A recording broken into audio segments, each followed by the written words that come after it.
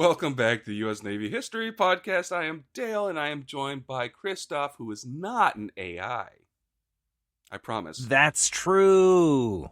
I'm barely I, But you are. but I'm definitely not A. You're 100% you. There we go. That's the right letter. All right, so we are doing a breakdown of World War One. We are on the Western Front around 1916. You ready to get underway? Oh, yes, sir. Let's do it. All right. So, the Germans. The German chief of staff, who was... Okay, hold on. I confuse my German leaders of World War I era.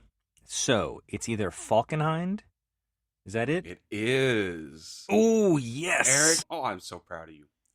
Oh, man, I'm proud of myself. And the listeners, I can feel, are proud of me, too. Thanks, guys. So Eric believed that a breakthrough was no longer going to be possible on the Western Front. Because, they're at a standstill now. Yeah, and this was super early. Mhm. Yeah. So he made a decision. He was going to force the French to surrender by inflicting massive casualties. His new goal was, quote, bleed France white. Yeah, that's actually, as we see it unfold, we'll see that he's fairly successful in this strategy.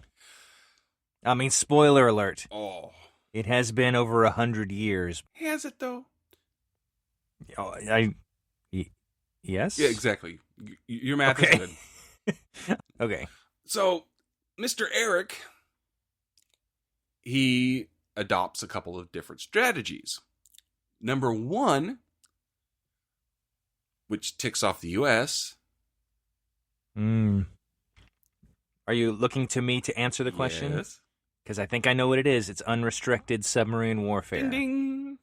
This was to cut off Allied supplies from coming in overseas. The second of his new strategies would be targeted high casualty attacks against French ground troops. This was to inflict the maximum possible amount of casualties. He planned to attack a position from which they could not retreat for reasons of both strategic positioning and national pride, thus trapping the French. Yeah. So they chose a town for this. Do you know which town this was? Verdun? It was Verdun. Yes, I'm killing it today. This was a very important stronghold. It was surrounded by a ring of forts. It also was right near the German lines. And it had a direct route to Paris. So they codenamed this Operation Gurich, which is German for court, but it also meant place of execution. Whoa.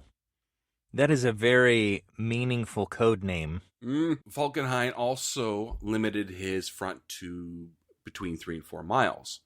This was to concentrate their firepower and to prevent the French from being able to break through with a counteroffensive. He also kept a tight control of his main reserve. He just fed in just enough troops to keep the fight going. To prepare for this attack, the Germans had amassed a concentration of aircraft near the fortress. In the opening of this battle, they swept the airspace of enemy spotters, which was able to allow accurate German artillery spotters and bombers to operate without any interference. By May, the French countered by deploying new aircraft that they had just developed. the Newport fighters, which means that the airspace, which is not a very big airspace, turned into a aerial battlefield. Interesting. Mm-hmm. And this was one of the first areas where tactical air superiority was first shown. Wow. So these are just to, I guess, set my mind visualizer correctly. The Newport, that was like a biplane, right? It is a biplane. Okay. Because I think that's going to be almost exclusively what we see from a fighter perspective, at least. This biplane was built by a company that built racing aircraft before the war. That's wild. This is a dedicated fighter. It's one with the guns right there in front of the pilot. I remember watching it was either something on YouTube or the History Channel or something, but it was explaining the purpose of the aviator goggles.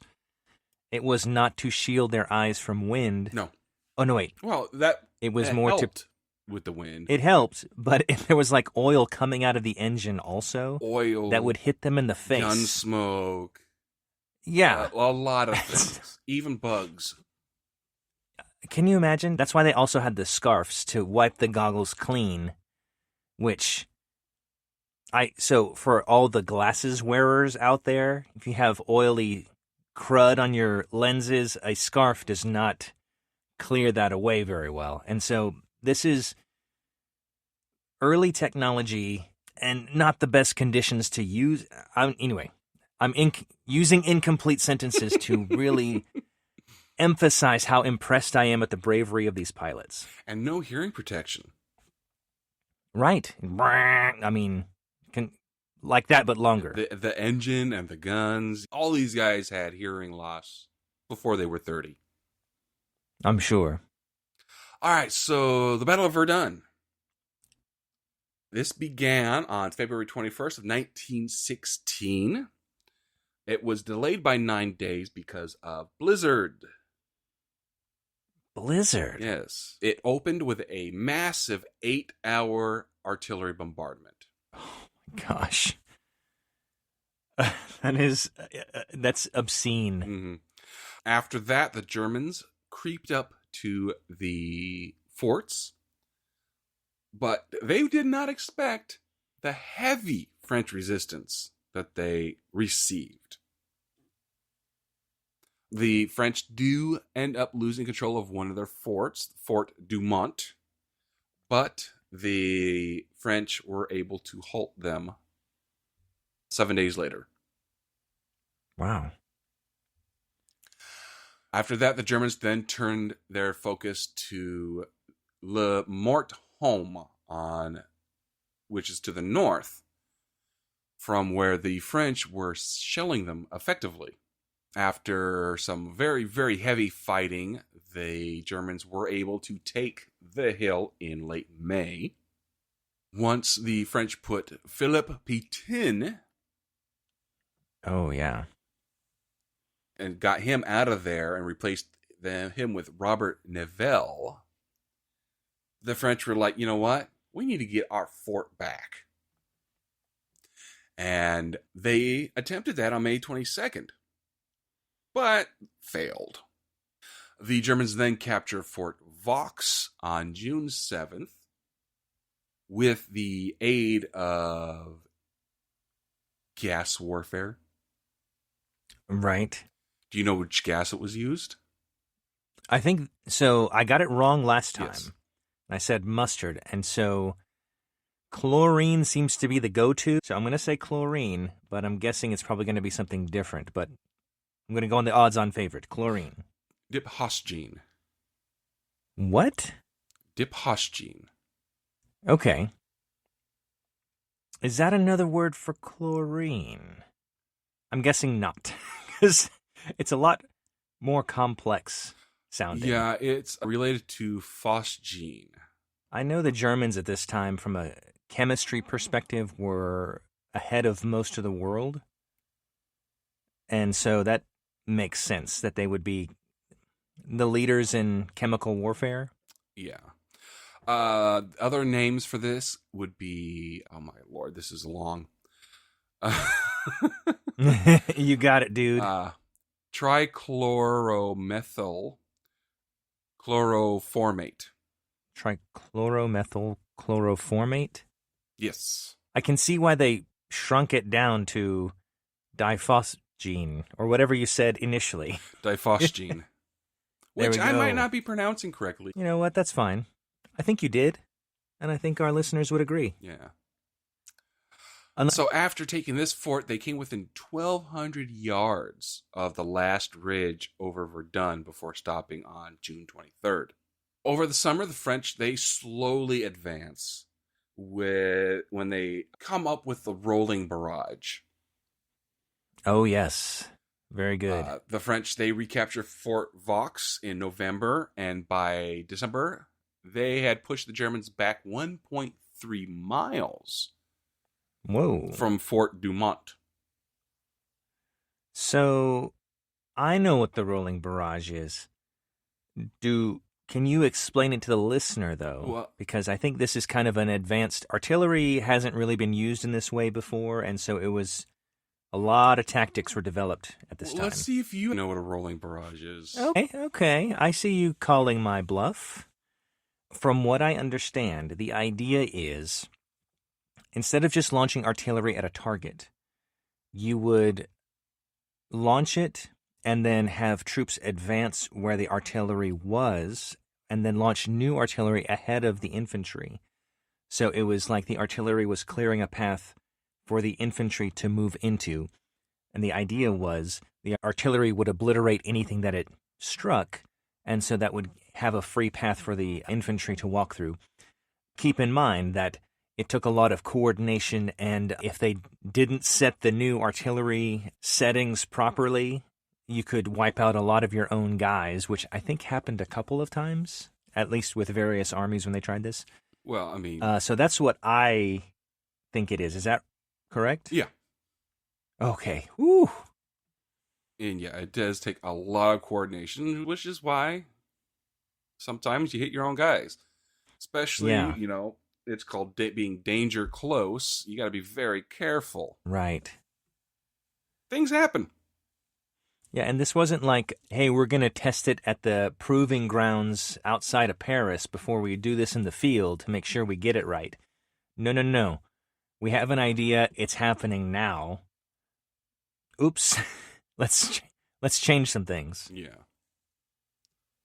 So let's move on to the Battle of the Somme. You know where that is? I believe it's in France. You are correct. Good Yeah, job. I'm killing it, bro.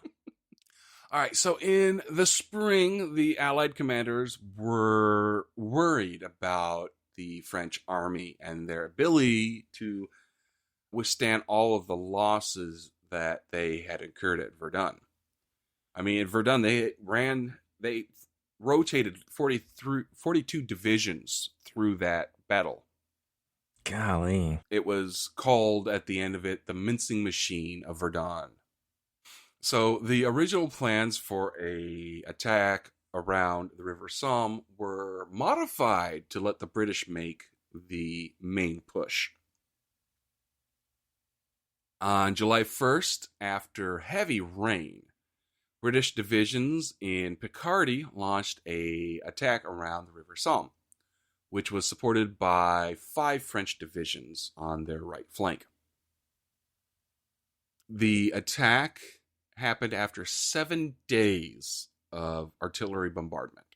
That would terrify anybody for the rest of their lives.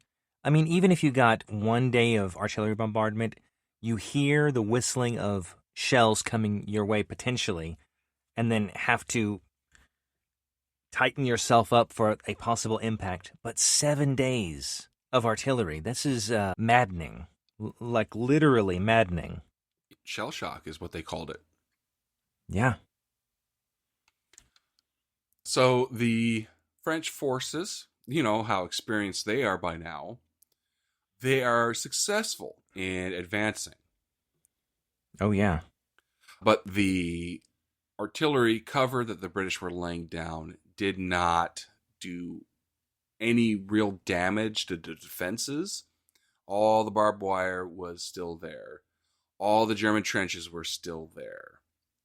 Mm. So they suffered the most casualties in a single day in the history of the British Army, Golly. which was around 57,000. That must have struck the British public as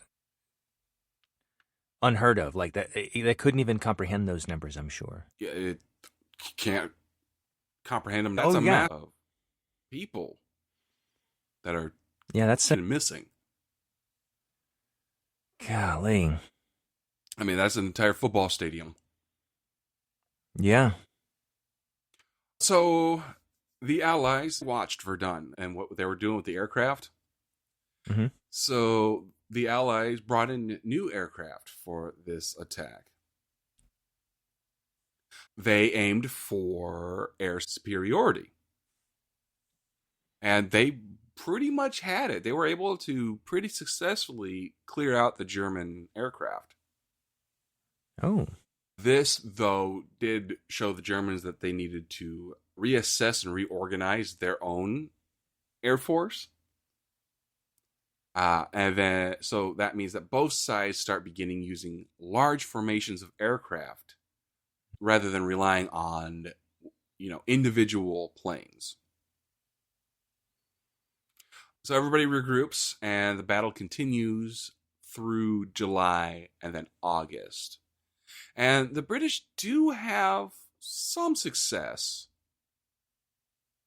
And by August, General Haig had made the decision that a breakthrough was not going to happen. And then he switched to tactics, which is pretty much small unit tactics.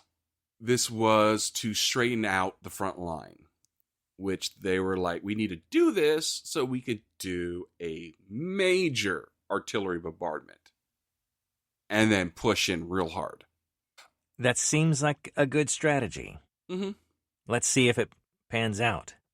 So the final phase of this battle saw the first use of tanks. Oh. The Allies prepared an attack that would involve 13 British and Imperial divisions and 4 French corps. They did make early progress. They advanced around 35 to 4,500 yards. Wow, that's massive. I mean, after years of just inches, you know what I mean? The tanks ended up not having very much effect on this, though, because they didn't have very many of them, and they broke down very often. Oh, yeah. Cars were still novelties at this point. Mm-hmm. So, in all, the Somme battle had pretty much only 5 miles of movement. And nobody reached their objectives. The British suffered around 420,000 casualties. Golly. The French around 200,000. And the German estimate, and we're still arguing about this to the day, is around 465,000. That's humongous. Yeah. Yeah, that's a million over people. Over a million people. That's a large city. Oh, yeah. It's worth of people in one battle. Yeah. This battle led to major new developments in infantry organization and tactics. Examining the reasons behind losses and the achievements that they did do, the British and the colonial contingents reintroduced the concept of the infantry platoon, which followed in the footsteps of the French and German armies, who were already using the small tactic units. Right. At the time of this battle, the British senior commanders insisted that a company was the smallest unit that they could put into the field as a group, which was about 120 men. I'm glad you clarified, because I'm not really sure when they talk about divisions or companies or platoons. I don't really understand the numbers of it all. So they were basically shrinking down from you said a company size of 120 to a platoon size? About as far as of a, movable pieces? yeah, which was about 10. Oh, wow. Yeah. That's a lot more granular. And I guess that the trade-off is that that's a lot more to coordinate. Mm-hmm. So you would have to have field commanders that could juggle multiple platoons instead of just one company. Well, more than likely, he's going to be tell this company, these are your objectives. It'll be the company commander to pass down orders to the platoons of telling them how we're going to maneuver. I see. That makes sense. Poop goes downhill. Yeah. Yes. All right. So in August of 1916, the German leadership had changed. Falkenhayn resigned, and he was replaced by a couple of different generals. Do you know who they were? I'm trying to remember. I know that they were antagonistic towards each other. One of them, I remember, was very anti-Falcon from the beginning, and so that's why he got the role. But I don't remember his name. Well, one of them had a major defensive line named after him. Probably not Maginot, because that's French. Nope. Oh, you mentioned this last time. Oh, dang. It was for whatever reason, Durmstrang is in my head, but it's just because I was talking about Harry Potter with my girls earlier. So it's not that. No. But why don't you just go ahead and tell me, because I don't know. Paul von Hindenburg. Hindenburg Line, that's right. And another general named Erich Ludendorff. Ludendorff, that's right. Okay. I'm not just faking oh, yes, I know that, but it did definitely slip my mind. I am familiar with these two gentlemen. Yeah. These guys recognized that the two huge battles that had just happened, Verdun and Somme, this depleted the capabilities of the German army. They decided that the German army in the West would go over to the strategic defensive for 1917. Mm-hmm. And then the rest of the Central Powers would attack somewhere else. They needed to lick their wounds. I could see that. So during the winter months, the Germans created the Hindenburg Line. This line was intended to shorten the German front, which freed 10 divisions for other duties. Wow. The line of fortifications ran from Arras south to St. Quentin and shortened the front by about 30 miles. That is significant. Yeah. The British knew about this line in November by reconnaissance aircraft. Yeah, that has been... Aircraft was such a boon to all the information gathering of this war. Like, absolutely. It's amazing. Mm-hmm. Yeah, so they built this line while the Battle of Somme was going on. They built it 32 miles behind their front lines. On February 9th, the Germans retreated to the Hindenburg Line, and they finished the retreat on April 5th, leaving behind a very, very devastated battleground. Yes.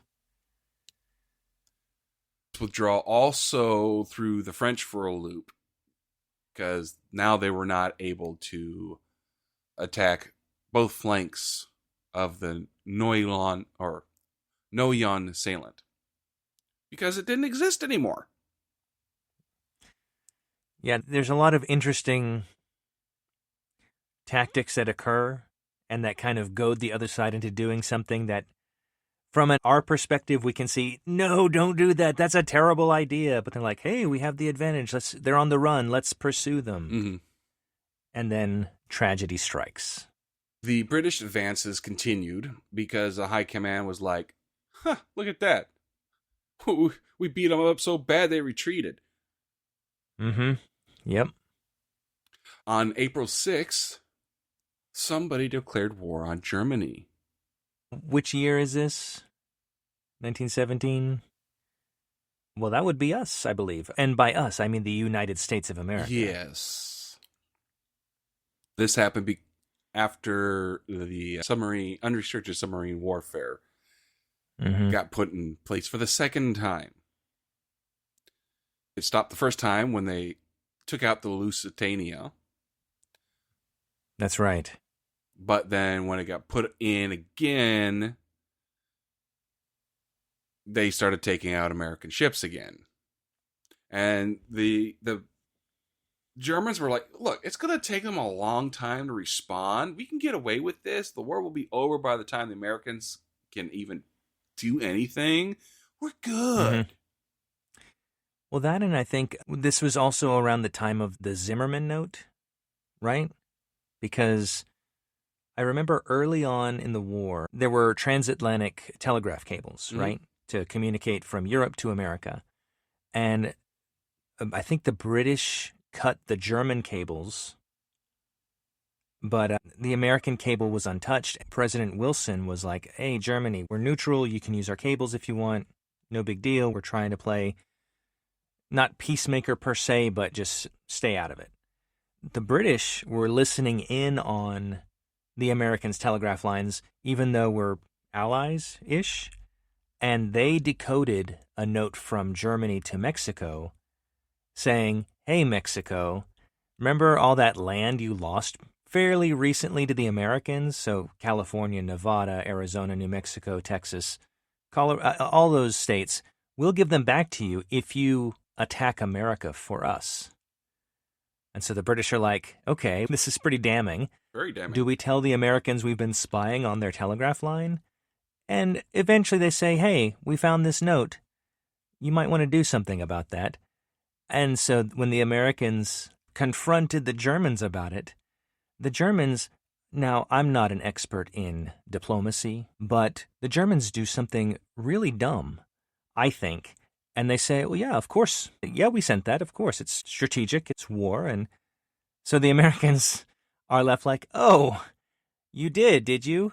That's not good. No. And so it kind of shifts popular opinion away from Germany and toward the Allies, because it's like, what the heck, dude?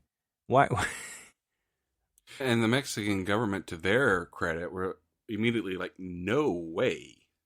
Right. Not gonna happen. We're still in the middle of revolutions ourselves. So, yeah, the Germans were like, we're going to put this back into place because we'll win within 6 months. It'll take the Americans over a year to respond and become, a serious threat to us. By 1917, the size of the British Army on the Western Front had grown to about 2/3 the total number of the French forces. That's pretty significant. Britain is not known for their army. They're a very tiny island nation. They don't have a lot of people. Right. But I guess they're calling up a lot of folks from their colonies. International. Yeah. Yeah. They're dipping into the Canadian and Indian and Australian wells and South Africa. They have a lot of places to pull from. Yeah. So in April of 1917, the British Army launched an attack which starts the Battle of Arras.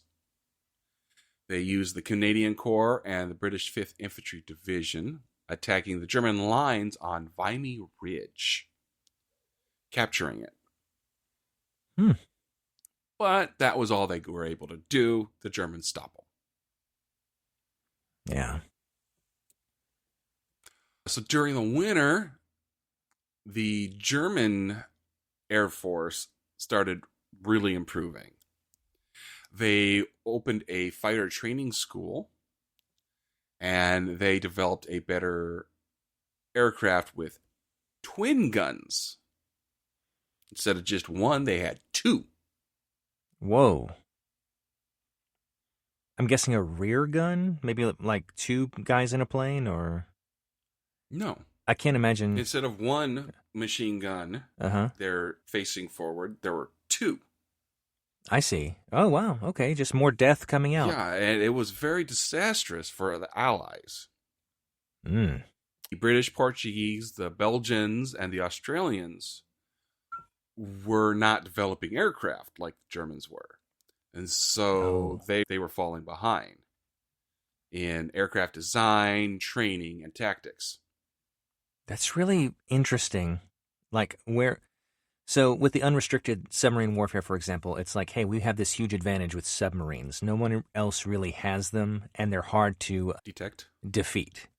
And so they're investing in this technology where they're clearly ahead, and then everybody's kind of on the same field with planes and kind of mucking around and not really understanding the capability or the overwhelming advantage that could prove. And so they're investing in this thing where once they're dominant, like you were talking about earlier, just the spotting you can do, the spying, the support, the bombing, like there's so many things that open up as a result. And investing in the right things at the right time make a huge difference. Mm-hmm. So because of this huge technological jump of air power that the Germans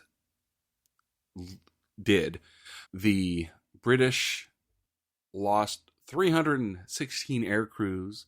Canadians lost 114 compared to only 44 that the Germans lost.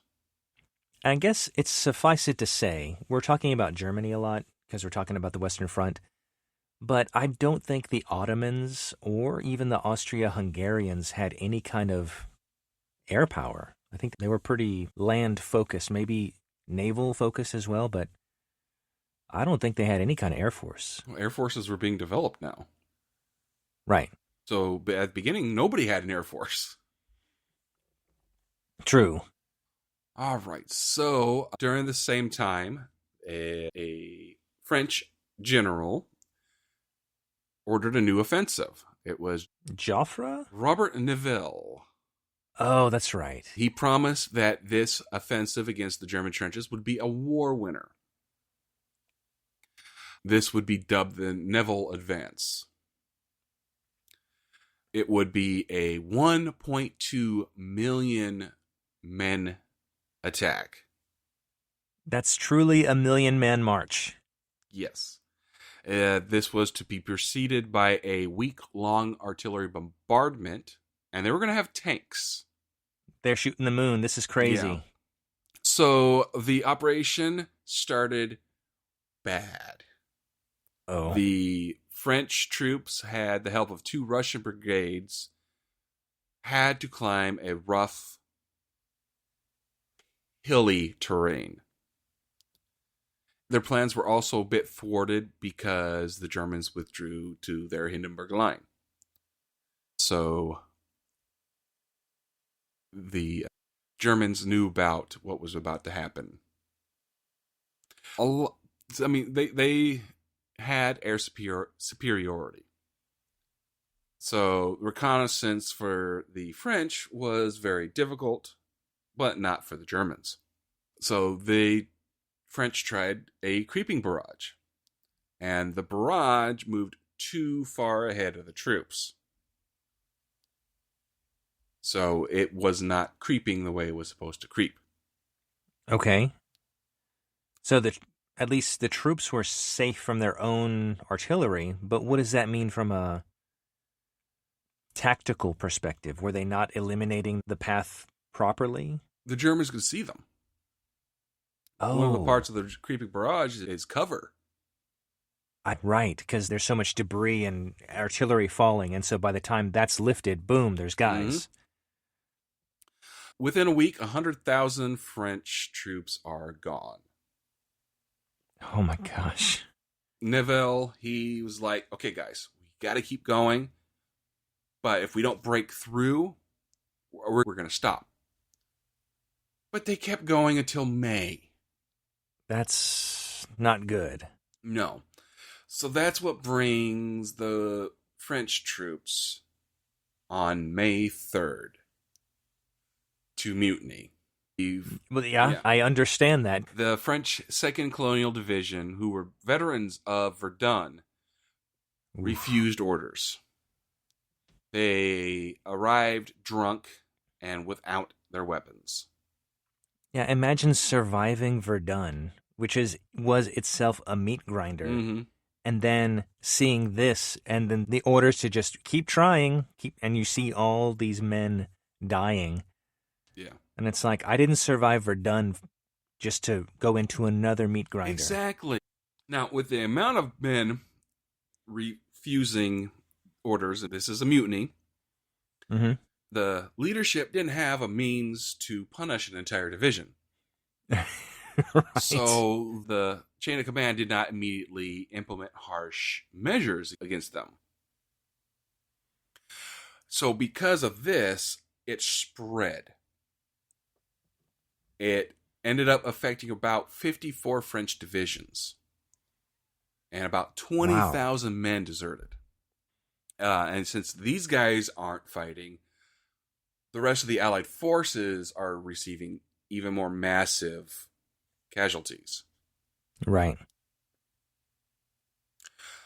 So the leadership, they appealed to their patriotism. Also, mass arrests and trials. Yes, that the carrot and the stick. Yes. So French soldiers did end up returning to defend the trenches. But they were like, we will defend, but we will not do any offensive action.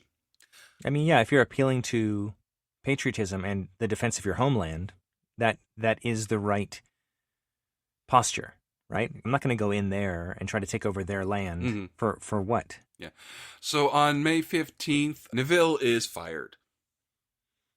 He is replaced by General Philippe Pétain. When you have an advance named after you, you better hope that advance is good. Yeah, it wasn't. Nope. The Nivelle advance, remember that? Eee. The French is going to be on the defensive for a number of months to keep the casualty rate low and to restore confidence in the chain of command. That's wise. Yeah. When we come back next episode, the Americans arrive. Hooray! All right. I just think it's so interesting, the timing of all these things, because if the Germans held off on unrestricted submarine warfare, the Russian Revolution would have happened, and they would have that whole front freed up. Yeah. And they could take all their forces to the west, and America wouldn't be involved, and potentially Germany could have won. Yeah. Or the Central Powers, I guess. But and then I guess you have to make calls at the time, and sometimes they're disastrous. Yeah. We see that in history many, many times. Oh, yes. All right. So we're going to end our episode like we do with every episode by honoring one of our fallen angels. Today, we are going to honor Lance Corporal Clement B. Johnson. His hometown was Pittsburgh, Pennsylvania. He served with the U.S. Marine Corps, 1st Marine Division, 1st Recon Battalion, D Company. He received the Navy Cross, Purple Heart. His date of sacrifice was April 28th, 1966. Killed in action near Gian Ngoc, Quang Ngai Province, South Vietnam. He was 18. Clement Sonny Johnson Jr. enlisted in the U.S. Marine Corps at his local Pittsburgh recruiting office just 3 days after his 17th birthday. While serving as a rifleman in South Vietnam as part of a reconnaissance mission during Operation Wyoming, Corporal Johnson's platoon was attacked by enemy Viet Cong insurgents. Johnson was awarded the Navy Cross for his fast action and bravery in sacrificing his own life to save others. His Navy Cross citation reads, "The President of the United States takes pride in presenting the Navy Cross posthumously to Clement B. Johnson, Jr., Lance Corporal, U.S. Marine Corps, for extraordinary heroism as a member of a reconnaissance platoon, Company D, 1st Reconnaissance Battalion, 1st Marine Division, reinforced, Fleet Marine Force in action against enemy Viet Cong forces in the vicinity of Giang Ngoc Valley in Quang Ngai Province, Republic of Vietnam, on 28 April 1966. Corporal Johnston, a fellow Marine and Navy corpsman, were occupying a position when an indeterminate number of insurgents quietly approached their location and threw 2 hand grenades into their midst. Corporal Johnston saw one of the grenades and leaped at his companions, knocking them to the ground and shielding them from the blast of the grenade. In so doing, he absorbed the terrific force of the explosion and saved his friends from major injuries and possible loss of life. Corporal Johnston's courageous action and selfless devotion of duty upheld the highest traditions of the Marine Corps and the United States Naval Service. He gallantly gave his life in the cause of freedom. Corporal Johnston is honored at the Vietnam Veterans Memorial in Washington, D.C., Panel 07E, Line 5. So, Lance Corporal Clement B. Johnson, we thank you. Thank you. All right, Christoph, get us out of here. All right, listeners, thank you so much for joining us in this episode. I hope you learned something or were at least entertained, as far as war can be entertaining. Anyway, if you want to touch base with us about something you heard or something you'd like to contribute, or maybe one of your relatives fought in one of these battles, let us know. And there's a couple different ways you can contact us. Number 1, email. You can contact us at usnavyhistorypodcast@gmail.com. We also are on X, formerly Twitter, or X-Twitter, however you want to call it. Our handle there is at USNHistoryPod. You can post at us, communicate with us there. Finally, we do have a Discord that you can jump on and talk to folks and share pictures and communicate and be part of a community. You can find the link to that in the show notes. If you like what you heard, share with a friend, rate and review. That helps us a lot, and we really would appreciate that. Thank you so much, and thank you for listening. And with that, we're going to wish you guys fair winds and following seas. Bye-bye.